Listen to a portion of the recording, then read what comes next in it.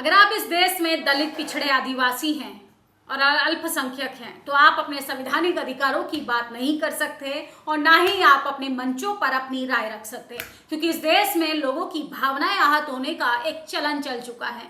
पिछले कई सालों से जिस तरीके से आस्था को ठेस पहुंचती है और भावनाएं आहत हो जाती हैं और भावना की आड़ में लोगों पर एफआईआर खेला जाता है, असल में वो एफआईआर नहीं, जाति का अहंकार है जो कहीं ना कहीं ठेस पहुंचने के कारण आपको एफआईआर के नाम पर दर्ज कराने का काम करता है।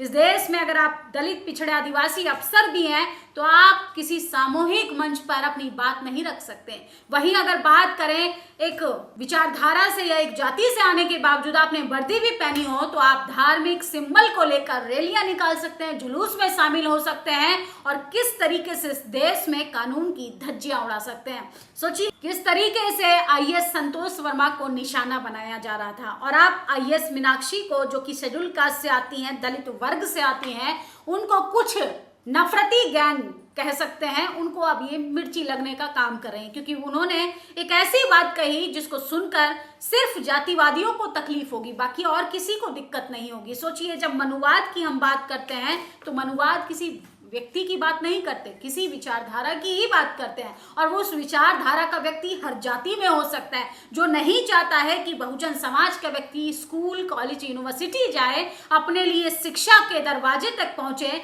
अपने सपनों को उड़ान दे। मनुवादियों को बस इसके अपोजिट करना होता है। वो चाहते हैं कि आपका बच्चा धर्म का डंडा और झंडा उठाकर तमाम सड़कों पर धक्के खाए लेकिन कॉलेज में जाकर अपने सपनों को उड़ान न दे। ऐसा ही कुछ हो रहा है इस देश में पिछले कई सालों से। आप दलित, पिछड़े, आदिवासी, चाहे डॉक्टर हो, इंजीनियर हो, पत्रकार हो, प्रोफेसर हो, यहां तक कि छात्र भी हो, आपको जातिवाद का सामना करना पड़ेगा, क्योंकि आप जातिवाद का निशाना बनने के लिए पैदा हुए हैं। क्योंकि ये देश कृषि प्रधान देश के साथ साथ जाति प्रधान देश भी है। जाति है कि जाति नहीं। कुछ जाति के अहंकार में चूर लोगों को पसंद नहीं आता कि दलित वर्ग का शिक्षित व्यक्ति शिक्षा की बात कैसे कर सकता है। यही एक कारण है कि आजादी के 78 साल बाद भी बाबा साहब की प्रतिमा को तोड़ने का काम किया जाता है, क्योंकि बाबा साहब ने वो तमाम गुलामी की जंजीरों पर चोट मारी है जिसके जरिए संवैधानिक अधिकारों का हनन हो रहा था। और आज बहुजन समाज का, चाहे छात्र हो, रोजगार मांगने की बात हो, चाहे महिलाओं के अधिकारों की बात हो, तमाम लोग अब चीख चीख कर अपने संवैधानिक अधिकारों की बात करने लगे हैं। यही चेतना मनुवादियों को अब पसंद नहीं आ रही है। सोचिए आईएएस मीनाक्षी, जो कि शेड्यूल कास्ट से आती हैं, उनके बारे में उलूल जुलूल लिखा जा रहा है, सोशल मीडिया पर जमकर गालियां दी जा रही हैं और यही प्रोपेगेंडा इस देश का मेन स्ट्रीम मीडिया, जिसको कहा जाता है, मैं तो जातिवादी मीडिया कहूंगी, क्योंकि वो अपनी जाति के इर्द गिर्द ही खबरों को लपेट कर, तोड़ मरोड़ कर जनता के सामने पेश करता है। सोचिए मीनाक्षी जो आईएएस है, उन्होंने सिर्फ अपने समाज के शिक्षित होने की बात कही। उन्होंने कहा कि जैसे सवर्ण समाज यूनिटी के साथ रहता है, वो आगे बढ़ता है, वैसे ही हमें बहुजन समाज के लोगों को, एससी, एसटी, ओबीसी समाज के लोगों को, माइनॉरिटी समाज को यूनिटी के साथ आगे बढ़ना पड़ेगा, चाहे वो शिक्षा का क्षेत्र हो, विज्ञान का क्षेत्र हो, टेक्नोलॉजी का क्षेत्र हो, किसी भी वर्ग में, राजनीति हो, सामाजिक स्तर पर हो, आर्थिक स्तर पर हो। जातिगत पहचान और जातिवादी होना आज के समाज की, आज के समय की सबसे बड़ी मांग है। हमको आप देखते होंगे सवर्ण समाज को सरनेम देख देख करके लोग उनका पक्षपात करते हैं। ये जातिवादी मानसिकता हमारे लिए जरूरी है। हम लोग अपने लोगों को ढूंढें और अपने लोगों को मदद करें। और यही बात मनुवादियों को बुरी लग गई। कोई व्यक्ति अपने विकास की बात ना करे, कोई व्यक्ति अपनी तरक्की की बात ना करे, कोई व्यक्ति जो है सिर्फ चाहे आपकी गुलामी की जो जंजीरों का पिटारा है वो ढोता रहे।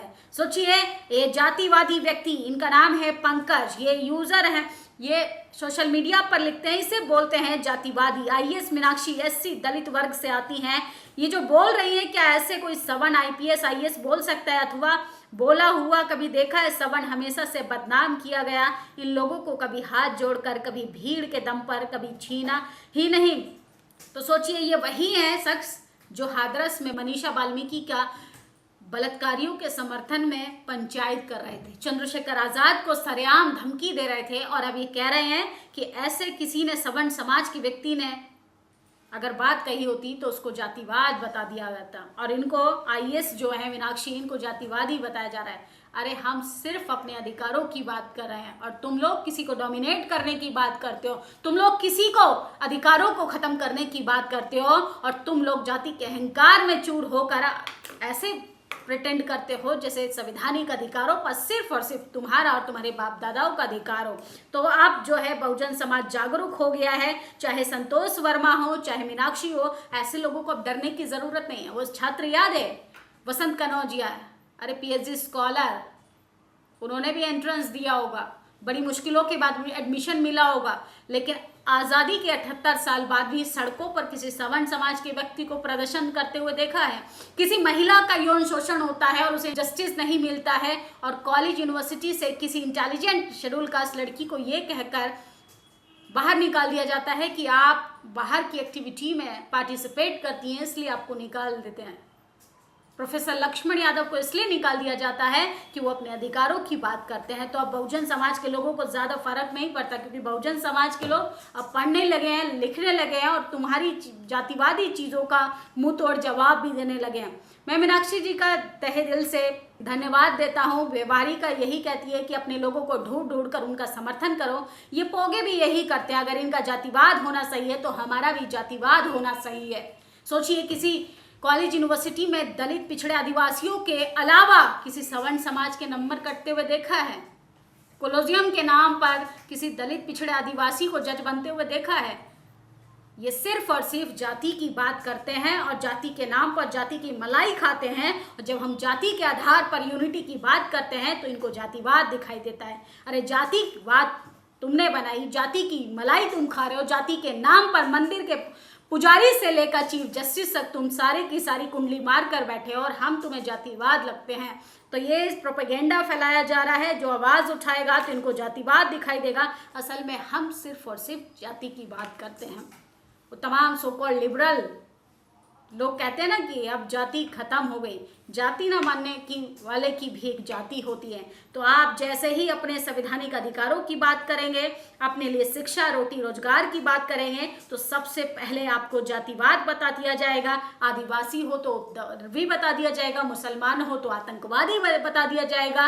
किस तरीके से इस देश में हर जाति के लोगों के लिए एक पैरामीटर सेट कर दिया गया है ताकि वो अपने संवैधानिक अधिकारों की बात ना कर पाए, उसके अंदर सामाजिक चेतना पैदा ना हो, वो अपनी राजनीतिक भागीदारी ना मांगे, अपने लिए इंस्टीट्यूशंस में हिस्सेदारी ना मांगे। क्योंकि अगर इस तमाम चीज़ों पर हिसाब किताब होगा तो सबका भंडाफोड़ हो जाएगा। किस जाति के लोग कितनी मलाई खा रहे हैं इसका भी कहीं ना कहीं सबको हिसाब देना पड़ेगा।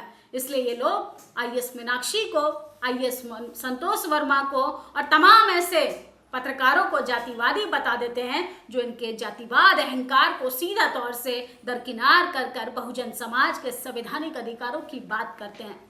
आप लोगों की क्या प्रतिक्रिया है और आईएएस मीनाक्षी के इस बयान पर आप लोग क्या सोचते हैं? अपनी राय जरूर दीजिएगा। शुक्रिया। दस्तक की आपसे गुजारिश है कि अगर इसको बचाना चाहते हैं तो नेशनल दस्तक को सब्सक्राइब करने के लिए रेड कलर के सब्सक्राइब बटन को दबाएं, फिर बेल आइकन की घंटी दबाएं। नेशनल दस्तक को बचाने के लिए बहुत जरूरी है कि हर खबर को शेयर करें, लाइक करें, कमेंट जरूर करें।